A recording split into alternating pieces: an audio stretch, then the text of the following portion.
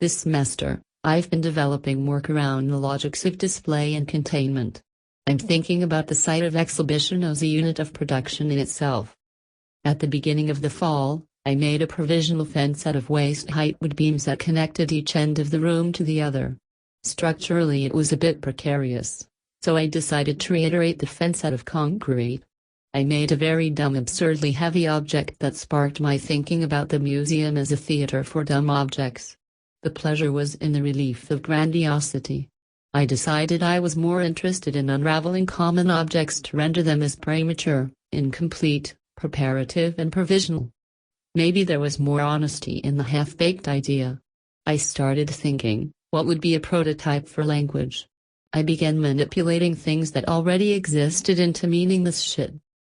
Then my thesis advisor said to me, correct me if I'm wrong, but it seems like your interest lies in form, not content. I said, oh, shit. You're right. This felt like a pivotal moment. I could drop content altogether and put attention onto materials as being nothing more than matter. I was thinking about misplacing a thought and the frustration of material, the angst around how knowledge is presented. I realized that what surrounded the work could be the work itself. If the content was a void, maybe the attention to the frame could be a way of rehashing what my work was about. I was thinking about structures that support other structures and the way in which an object is framed as taking on aesthetics of control. I listened closely and realized that the walls were speaking. To argue with the walls, I had to inhabit them. I took this on literally one night by drilling a hole into my studio wall. I began considering logics of display that could render the viewer as a spectacle.